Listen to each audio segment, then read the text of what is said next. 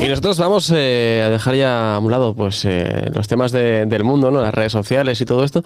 Y vamos ya a hablar con nuestro siguiente invitado, que bueno, enseguida lo tenemos por aquí con nosotros en nuestros micrófonos.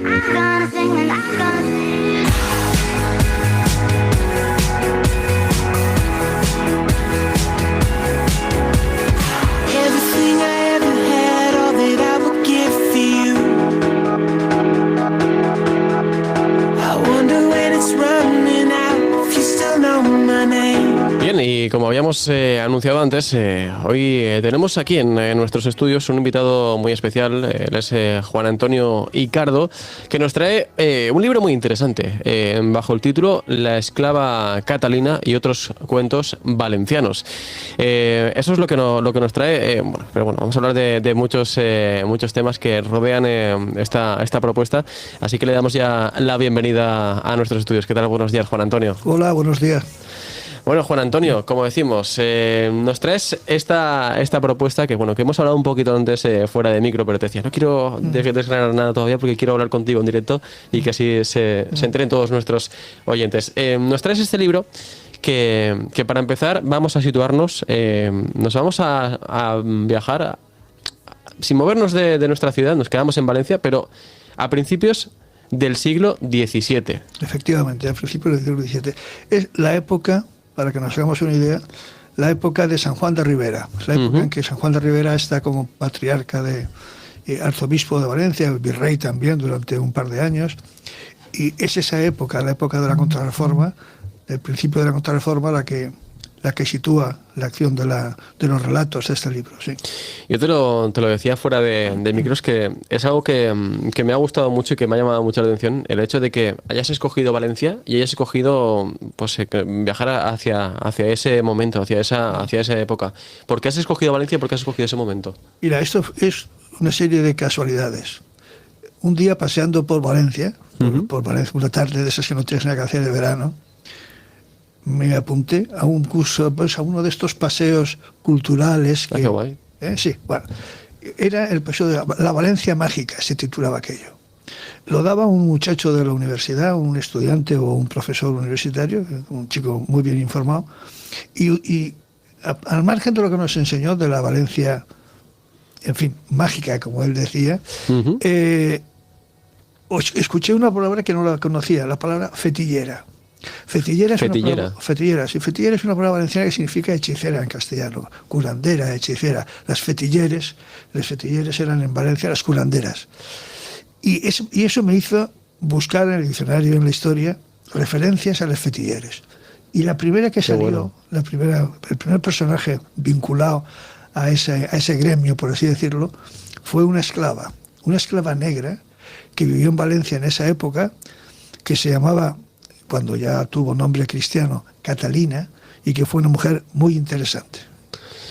Bueno, ya para empezar esto me gusta, cómo ha nacido esto y cómo ha surgido esto. Además, es algo interesante, ¿no? Lo que nos decías, esos paseos, bueno, es que se pueden llamar tours, ¿no? Que hay muchos. De hecho, aquí hemos hablado de alguno de ellos. Que para los que vivimos en Valencia y llevamos viviendo toda la vida en Valencia, no sabemos la cantidad de cosas que se nos escapan de nuestra propia ciudad. Sí. Mira, Valencia es una ciudad que no tiene una imagen de un solo vistazo. O sea, tú con un solo vistazo, con una sola imagen, no identificas Valencia. Valencia es una ciudad que necesita pasearse. Y depende de lo que te interese, de la época o del momento que te interese, puedes encontrar una cosa u otra. Entonces, a mí, en este relato, en estos relatos, lo que me interesa fundamentalmente es la Valencia que vivió Catalina. La Valencia de finales del siglo XVI y principios del siglo XVII, que es una época muy interesante. En esa época ya habían expulsado a los judíos, estaban a punto de expulsar a los moriscos y se estaba produciendo un cambio social importantísimo a todos los niveles, económico, social, en fin, todo, lingüístico. El cambio al castellano se produce poco más o menos en esa época, y el personaje de Catalina logra sobrevivir 60 años y se se conoce parte de su biografía gracias a las actas de la Inquisición, porque la Inquisición la persigue como alcahuete, como fetillera, como milagrera, dicen que tiene pactos con el diablo, y ella termina diciendo que sí, que tiene pactos con el diablo, porque se la estaban atormentando y ella era capaz de decir lo que fuese para que la dejara atormentar. Ese es el origen, ¿no?, de esta historia. Ese es el origen, pero tiene mucha amiga. Como bien nos apuntabas, antes de centrarnos en Catalina y hablar un poco más de este personaje, que me parece un personaje maravilloso, bueno, nos hablabas de que Valencia en ese momento era una ciudad, era un reino, ¿no? Bueno, no sé si era ya reino, ¿no? Sí, sí. Que vivía, pues eso, ese choque de culturas, ese pasar y venir de tantas culturas que al final han dejado una huella increíble en Valencia. Efectivamente, mira, era una ciudad, primero estaba completamente amurallada. O sea, esto implica ya un cerco a la ciudad, ¿no? Aún queda algún resquicio de esa muralla. En la calle Visitación, por ejemplo, en la entrada de la calle Visitación hay un trozo de muralla. Sí, efectivamente. Y era además una ciudad muy violenta, una ciudad peligrosa. Y una ciudad además muy mediatizada por el fundamentalismo religioso. Porque entonces se estaba intentando imponer la contrarreforma. Sí. Entonces es una época muy interesante porque había tanto un control ideológico como un control social, y sobrevivir en esa época, si no eras una persona rica o noble o un eclesiástico de postín, era muy complicado. Y para una mujer negra tenía muy pocas alternativas, una esclava. No, totalmente. La verdad es que es un momento complicado, es un momento muy complicado en el que aparece esta figura de Catalina Muñoz, que es como le conocemos, ¿no? Sí, Catalina Muñoz es que fue esclava de un matemático, un astrónomo, era astrólogo también, profesor de la Universidad de Valencia, que se llamaba don Jerónimo Muñoz. Y cuando le dio la libertad, ella toma el apellido Muñoz. De esto era una costumbre. Si tenías un esclavo y lo dejabas en libertad, entonces tomabas el apellido de tu antiguo dueño. Por eso se la conoce como Catalina Muñoz. Un personaje que, bueno, para empezar, es una esclava. Ella es traída a Valencia, entiendo, y se convierte en esclava de este señor que al final eso también marca también el carácter de una persona, entiendo. Efectivamente, yo creo que y lo que se puede saber de esta mujer es que su permanencia en casa de Jerónimo Muñoz le dio oportunidad para conocer muchas cosas, para conocer el mundo, aunque fuera de una forma superficial, pero se iba impregnando de algo. Este hombre era, como te he dicho, era astrónomo y era astrólogo, pero además luego Catalina hace uso de todos esos conocimientos que ella ha adquirido ahí, ¿no? De una forma o de otra, y se hace adivina y se hace hechicera y va mediando por la ciudad. Y conoce a personajes muy interesantes. Conoce al patriarca Juan de Ribera. Vaya. Y conoce al duque de Lerma. Porque el duque de Lerma entonces estaba muy vinculado a Valencia porque Felipe III se casa en Valencia y pasa la luna de miel en el palacio del duque de Lerma, que entonces era marqués de Denia, en Denia. O sea, eso hace que Valencia en un momento determinado tenga un gran protagonismo social, ¿no?, dentro de la monarquía de los Austrias. Y este personaje de Catalina que estamos viendo que está en un punto en el que ha llegado a tener contacto con personas de cierto calado. De la máxima categoría. Y mira, es muy curioso, en las actas de la Inquisición hay una nota de un escribano, entre paréntesis, que dice: esta negra tenía revuelta a la ciudad.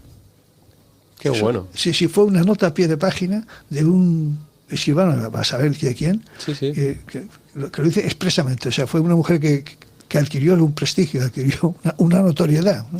No, desde luego, esa notoriedad es clara, porque vamos, para que quede registrado, ¿no? este personaje de Catalina Muñoz en la historia de nuestra ciudad es por algo, evidentemente.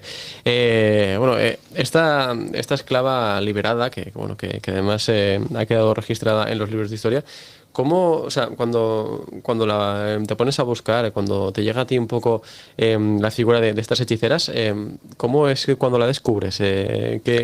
Vamos a ver, en Valencia hay una magnífica serie de historiadores, es decir, la Universidad de Valencia está dando desde hace muchos años grandes historiadores, y la historia de Valencia está muy bien estudiada, es decir, que si uno tiene un poco de interés buscando bibliografía a partir de la historia de la ciudad de Valencia, de Sánchez Guarnel, en fin, y muchísima gente. Y hoy hay cantidad de información sobre la Valencia de esa época y de otras muchas épocas y tal, y también sobre la Valencia del lumpen, sobre la prostitución, sobre la hechicería, sobre la crueldad de los tormentos y tal, sobre los usos de los verdugos. Por ejemplo, ¿tú sabías que los verdugos cobraban por trabajo realizado? No tenía ni idea. Sí, cobraban según degollaban, según colgaban o según descuartizaban. Corte limpio, cobras más. Y además estaba estipulado. Bueno. Tanto por tanto, tanto por tanto. Y hacían cuentas. Entonces, claro, era una época... Para entender la época hay que leer un poco... Mira, la mejor, quizás para comprender lo que era la justicia en esa época, hay un libro fundamental de Tomás y Valiente, del antiguo presidente del Supremo y tal, que es magnífico, que es la historia de la tortura en España. Y son libros, los de Tomás y Valiente, que deberían ser obligatorios en las facultades de Derecho. No sé si lo son o no, pero deberían ser obligatorios. Tanto el libro sobre la tortura como el de la justicia criminal en esa época.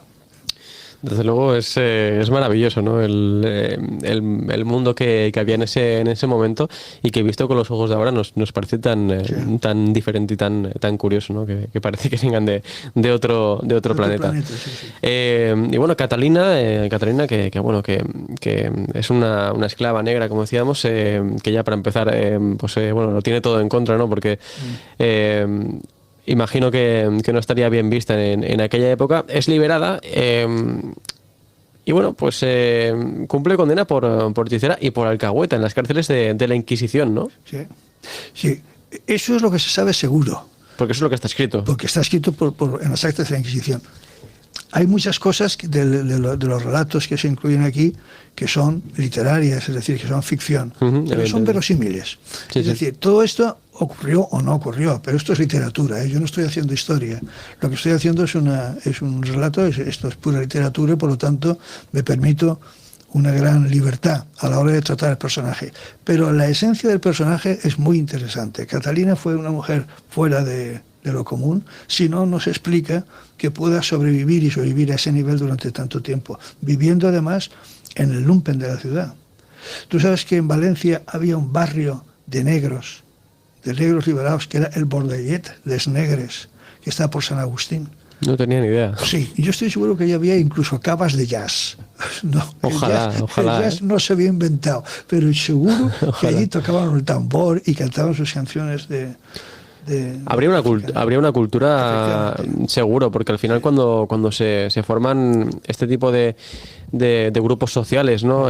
También en cierta medida aislados, ¿no? Porque al final cuando se acerca, ¿no?, a una población por el hecho de ser de una etnia. Esta gente llegó a integrarse, porque salían incluso en las procesiones, no en todas. La procesión del Corpus yo no lo he visto documentado, pero en otras procesiones sí salían, la cofradía de los negros.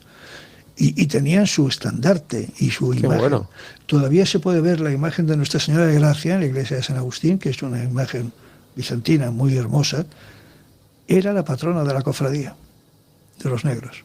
Me parece, de verdad, o sea, estoy alucinando porque todo esto lo desconocía y me imagino que muchos de nuestros oyentes también estarán aprendiendo algo nuevo que yo sabía que esto iba a pasar, Juan Antonio. No, pero perdona, yo no pretendo enseñar a nadie, ¿eh? No, hombre, no. Pero lo que sí que creo es que esa es una época muy interesante, lo es. Además en el libro hay otra parte, estamos hablando de Catalina, el libro tiene también una serie de relatos que son cuentos policíacos de crímenes que realmente sucedieron en la ciudad. Lo que pasa es que los crímenes sucedieron. Ahora, ¿cómo los investiga el alguacil? En fin, eso ya... es otra historia. Es otra historia, sí. Antes de ir a esa parte, me gustaría acabar con la parte de Catalina, que en esta historia de Catalina es ella misma la que nos va contando un poco, sí, la que nos va contando un poco desde su punto de vista, ¿no? Está narrada es como un monólogo de ella. Ella está en la cárcel y va narrando a un personaje que no se sabe quién es hasta el final, va narrando su historia. ¿Y cómo ha sido la construcción para ti a nivel psicológico, a nivel personaje de Catalina? ¿Cómo te la has ido imaginando? ¿Cómo la has ido creando? Vamos a ver. En realidad esto está, digamos que tiene algo de novela picaresca, está muy influido, sí, por las novelas ejemplares de Cervantes y por las novelas picarescas clásicas, el Lazarillo, el Guzmán de Alfarache, etcétera. Está también muy influido por la literatura policíaca y por la novela histórica. O sea que hay un mix ahí en esto. Es muy mestizo en estilos, ¿no? O hay muchas influencias transversales, como se dice ahora, ¿no? Y ¿cómo me lo imaginas? No sé, esas cosas ocurren así. O sea, se te ocurre la frase y a partir de ahí tiras del relato. Y fue naciendo el personaje de Catalina, sí, también un poco de ahí. En realidad, el personaje de Catalina, yo he escrito toda mi vida, no lo he hecho de una forma profesional, pero he estado escribiendo toda mi vida. Y este personaje de Catalina ya estaba en algunos cuentos míos de hace 50 años. Sí. Eso no lo sabía yo. No, ni yo tampoco, pues me he dado cuenta después. Digo, joder, esto es lo mismo. Sí. O sea, tú mismo te has dado cuenta de que ese personaje ya lo habías visto en otro momento. Sí.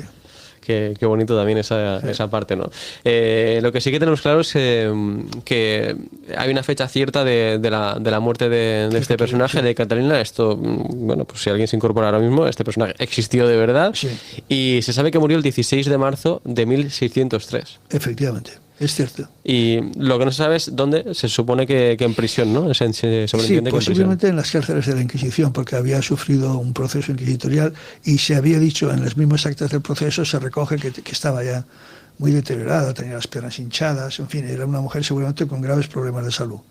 Que también para la época en la que estamos hablando, para ser el año 1603, llegar a los 60 años era una edad avanzada. Ojo, y ella nunca dijo la edad, ¿eh? Ella era muy coqueta. Jamás dijo la edad que tenía, incluso en el tormento. Los inquisidores le preguntaron y no la dijo. Ellos calcularon la edad. Figura esto en las actas de la Inquisición. Qué bueno. No me lo estoy inventando. O sea que hay una serie de rasgos de esta mujer que de verdad a mí me parece que fue una mujer excepcional, ¿eh? Bueno, y estas actas de la Inquisición a las que has tenido acceso, ¿cómo pueden nuestros oyentes, cómo podemos buscarlo también por si queremos acompañarlo a la lectura? Sí, yo espero hacer una segunda edición rápidamente de este libro. Y en esa segunda edición, esas actas, el acta por favor, la incluiré. Y además es muy interesante porque está escrita con una ortografía y una sintaxis que es para morirse de risa. Sí. O sea, te das cuenta de lo analfabetos que eran los escribanos de la Inquisición. Bueno. Sí, era una cosa espantosa. Escribían como les daba la gana. Y estamos hablando de la época en que Lope de Vega ya estaba aquí en Valencia y estaba Cervantes por ahí. Sí. Había gente que escribía muy bien, ¿eh? Sí. Pero que ellos no. Bueno, no era interés lo que tenían en ello, desde luego. Tenían otros intereses. Sí. Pues sí, te lo preguntaba por eso, porque me parecería muy, muy interesante el que tengamos acceso también los lectores a esas actas. En la próxima edición. Por favor. Sí. Que yo creo que va a ser algo muy interesante el tenerlo y el poder además comprobarlo. Incluiré también un prólogo y un epílogo que ayudará mucho a la lectura también, ¿eh? Pues eso anotado queda y estaremos muy pendientes también, Juan Antonio, para ver cómo sale esa segunda edición. Pero bueno, nos marchamos ahora un poco de Catalina, pero no nos marchamos de esa época, porque te sigues quedando en esas mismas fechas y te sigues quedando en Valencia para meternos también en el papel de un alguacil de la justicia criminal en Valencia, algo que también me parece maravilloso. Nos lo decías antes un poquito. Bueno, pues eso, que nos vamos a ir a recorrer unos crímenes que han sucedido en la ciudad. Entonces no había prensa escrita. Y la información estaba o en los púlpitos de las iglesias o en libros y se iba editando cosas y tal. Pero lo que ha quedado, y los historiadores lo utilizan muchísimo, son dietarios. O sea, diarios personales de personajes que iban anotando día a día lo que pasaba en la ciudad. Y hay unos dietarios maravillosos. que están estudiados, ya están publicados y de los que los historiadores hacen muchísimo uso. Y allí se recogen pues todos los crímenes que van ocurriendo en la ciudad y todas las noticias curiosas que ocurren. Y a partir de esas noticias son los relatos, o sea, se montan los relatos sobre la criminalidad o sobre, vamos, las novelas policíacas, como tú quieras llamarlo, los cuentos policíacos que continúan o que completan este libro. Es un alguacil el que los va investigando, pero no los investiga con los métodos de los detectives modernos, la investigación y con la criminología actual, claro. No, él lo hace a base de astrología y fisonomía. O sea, y con la opinión de su novia. Su novia es una prostituta del burdel público. En Valencia había un burdel que era famoso en toda Europa. Y entonces, la novia del detective es una prostituta del burdel, Micaela Mañosa. Sí. ¿Has creado tú, que te has imaginado tú? ¿O es un método que realmente está documentado que utilizaba este personaje? Vamos a ver, yo no sé si ese personaje existió realmente. Puede que sí. O sea, un personaje similar, me refiero. Claro. Precisamente no veía a nadie que lo hiciera así. Esa era la forma de pensar de la gente. Eso es lo que quería saber, si realmente ese pensamiento está registrado. Precientífico. Es decir, todavía no se ha establecido. De sucesos de esa época, y en ellos se han encontrado pues, de todo, revueltas, crímenes sangrientos, pestes, raptos, en fin, un poco de todo. ¿Cómo ha sido también la selección de estos crímenes por tu parte y cómo se desarrollan? Eso ya no, quiero decirte, no hay ningún método. Es decir, aquellos crímenes que me llaman la atención o que encajan dentro del contexto de mi libro, pues los voy incorporando. Aquellos que me llaman. Pero no te puedo decir que haya seguido un método. Simplemente has estado revisando, ¿no? Y has ido encontrando. ¿Qué es lo que más te ha ido sorprendiendo durante este proceso de documentación? Lo que más me ha ido sorprendiendo es, primero, la variedad y la cantidad de criminalidad que había en la ciudad. La criminalidad y luego la torpeza del sistema criminal. O sea, la justicia criminal era una cosa terrible. Hasta que la Ilustración no pone orden en el tema, tormentos, las ejecuciones, era terrible. Hablamos de una Valencia con un alto índice de criminalidad también en ese momento. Me imagino que también influenciado por lo que hablábamos al principio, ¿no? Por ese choque también que había en Valencia de culturas, ese momento tan... La violencia estaba en todas las ciudades de Europa, o sea, no solamente en Valencia. O sea, pasa es que yo hablo de Valencia, pero si hablamos de París, pues tendría sus características la violencia allí. Por ejemplo, una curiosidad. Las violaciones en grupo se daban más en la Provenza, en el sur de Francia, que aquí. Aquí no se violaba a las mujeres. No se violaba a las mujeres como sin embargo, sí que era frecuente que los maridos vendieran a las mujeres para los burdeles. Es decir, que la criminalidad tenía también sus peculiaridades territoriales. Aquí hay unas y en París habría otras, en Roma otras, en fin. A pesar de que lo que decíamos antes, Hermida, el alguacil, es un personaje totalmente ficticio, no ha existido como tal, pero los crímenes sí que son reales, 100%, son reales, y están recogidos en esos libros, ¿no? Sí. La verdad es que es cuanto menos curioso, ¿no? El hecho de que toda esta historia esté recogida y esté guardada en un cajón, ¿no? Hoy se estudia mucho esto ya, es decir, hay estudios muy serios, universitarios, que estudian el mundo de la delincuencia en esa época y en otras épocas y tal. Pero lo cierto es que en general, en la historia que solemos leer, todas estas cosas se pasan por alto, ¿no? Entonces se tiene una idea mucho más idílica o mucho más cómoda de la antigüedad de lo que realmente la antigüedad fue, ¿eh? Sí, eso es un error que se suele cometer bastante a menudo. Además, Juan Antonio, tenemos que decir que aparte de tu faceta como escritor, tú has ejercido la abogacía. Sí. No sé si también como abogado y como experto en derecho también a la hora de repasar estos crímenes también te ha influido. Bueno, seguramente sí, pero que conste que yo de aquello lo tengo ya muy olvidado, ¿eh? Bueno, eso nunca se olvida, ¿eh? Que eso se queda ahí en uno. A veces he utilizado el lenguaje jurídico en la literatura. O sea, sí. Y me interesa mucho, por ejemplo, el análisis de la justicia al que antes me he referido. Seguramente algo tiene que ver el que yo haya sido abogado durante una época de mi vida. Es decir, no he sido criminalista, yo no he ejercido como criminalista, pero realmente sí, me ha afectado, claro.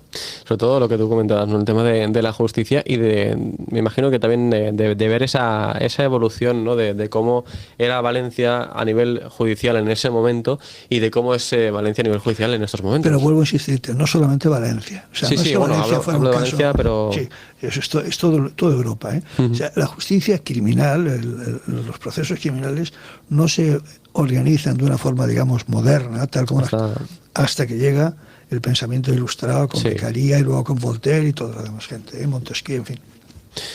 No, desde luego son temas muy interesantes los que encontramos en esta propuesta que nos traes, Juan Antonio, que te lo decía antes de empezar fuera de micro, que es verdad que no me lo he podido leer todavía como quiero, que es con tiempo y con tranquilidad, vale. Pero tengo que decirte que ya lo que empecé a ojear y dije, esto a mí me está gustando, es que estos temas me gustan mucho y quiero dedicarle el tiempo que se merece. No sé también a qué público va dirigido este trabajo, Juan Antonio. Vamos a ver. Yo no sé si este es un libro fácil o difícil de leer, depende de con quién hables. O sea, no es un libro para niños. Bueno, vamos a entender, esto no son cuentos de niños, ¿eh? Tampoco es un libro que resulte cómodo para quien no esté nada acostumbrado a leer. Pero yo creo que teniendo un nivel cultural medio y tal, se puede leer perfectamente. Si quieres te leo un párrafo para que nos hagamos una idea, ¿eh? Sí, adelante, si quieres. Te leo el comienzo y así no desvelo ningún secreto de esto. Perfecto. Y te haces una idea o nos hacemos una idea de cómo funciona este relato.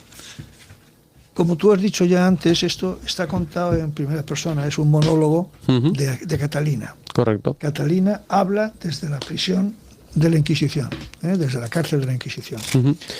Ella está en ese punto y... Está en ese punto. Y está hablando a alguien que no se descubre hasta el final, y lo que empieza diciendo es lo que te voy a leer ahora.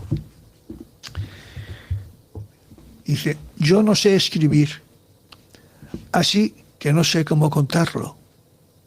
Porque si eres mujer y además negra y esclava, a escribir no te enseñan.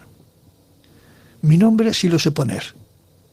Catalina, con C muy mayúscula, según me dijo Francisco cuando me lo enseñó. Pero poco más. La negra Catalina, y más tarde, Catalina Muñoz. Y antes de eso, no me acuerdo, pero sé que mi madre me llamaba y el nombre era otro. Me llamaba por otro nombre. Me gustaría recordarlo. Así recordaría también a mi madre, que se borró en el río como si fuera de tinta, y el agua lo hubiese borrado, porque cuando volví la cabeza para buscarla ya no estaba allí, lavando en la orilla, y el agua se había vuelto oscura de su tinta. Bueno, a mí me ha encantado y bueno, me parece que eso es una forma de presentarse al personaje muy buena, te lo tengo que decir, Juan Antonio, que me parece muy acertada. Sobre todo también nos deja entrever algo que no hemos hablado, y es también ese misticismo y ese misterio que rodea también a Catalina, porque no conocemos nada de antes de que este personaje llegara a la esclavitud aquí en Valencia. Vamos a ver. Te anticipo una cosa que aparecerá en la segunda edición del libro. Bueno, me froto las manos y todo. Sí. Catalina seguramente viene, entonces se decía Guinea, pero Guinea era un nombre genérico, era como decir las Indias. Sí. O sea, Guinea, seguramente de Senegal. Seguramente la trajeron los portugueses en un barco de esclavos portugués que la desembarcaría allá por Huelva, Sí. y por tierra luego llegarían a Sevilla y a Valencia, y aquí se subastaría y la compraría, en fin, entraría al mercado de esclavos. Sí. ¿Quién fue, cómo fue esta? No lo sé. La he intentado imposible. buscar, pues es posible. Pero el otro día me la encontré en la Plaza de la Virgen. Hombre, han pasado 300 años o 400, y desde luego algo tiene que haber cambiado Catalina. Pero estaba el otro día en la Plaza de la Virgen. Era una negrita con una niña a las espaldas que vende abalorios, que vende chucherías a los turistas en la Plaza de la Virgen y tal, y que ha llegado seguro en patera. Y esa era Catalina. Sí.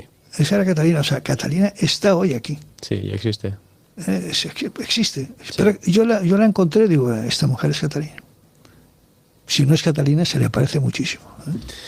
Pues es una interesante reflexión la que nos haces con eso, Juan Antonio, y es verdad, es que al final, bueno, también tiene esas similitudes con la sociedad actual en cierta medida, Por ¿no? supuesto. Pues bueno, no sé también, Juan Antonio, el feedback que te está llegando de la gente, los lectores que ya han podido leer esta propuesta, ¿qué te están diciendo? ¿Te han llegado mensajes de ellos? En general, vamos a ver, a la gente en general les gusta. Algunos no tanto, pero más otros. Bueno, no. eso también es bueno, que haya críticas también. Y en general les gusta más, a las chicas o a las mujeres les gusta más la historia de Catalina, Vale. y a los hombres les gusta más las historias que cuenta luego Hermida. Sí, sí. En términos generales, o sea que, pero sí, bien. Es curioso, desde luego. Y no sé, por último, Juan Antonio, si también, aparte de esta segunda edición que quieres llevar a cabo y que quieres llevar a cabo con esa ampliación de documentación y de todo, si también estás ya pensando y tienes la mente también Sí, creando. Estoy trabajando en hacer otro libro, pero irá por separado, del alguacil Hermida. Ah, sí. O sea, hay ya 4 relatos más escritos y espero bueno. tener otros 4 dentro de unos meses, y espero entonces publicarlo también. Pues en cuanto lo tengas, vienes aquí a nuestros micrófonos y nos lo Encantado, cuentas. Porque encantado. me ha parecido una charla muy amena, y yo creo que a nuestros oyentes les tiene que haber despertado la curiosidad, ¿no? Por investigar un poco más de estos personajes. Este libro está todavía a la venta, o sea que no pierdo la oportunidad. Pues ahí tienen esa oportunidad de viajar hasta el siglo XVII, aquí en nuestra ciudad, en Valencia, y descubrir un personaje tan maravilloso como es el de Catalina, que como bien hemos dicho, está documentado, ha existido, con lo cual le da mayor fuerza, ¿no? al personaje, si cabe, y también a través de Hermida, para poder viajar a esas historias, a esos crímenes que también han sucedido aquí en nuestra ciudad, y que nos dan también una imagen, ¿no? una fotografía de esa época y de esa Valencia y de esa Europa del siglo XVII. Juan Antonio y Cardo, muchísimas gracias por habernos acompañado, que ha sido un placer, de verdad. Gracias a vosotros. Muchas gracias. Encantado.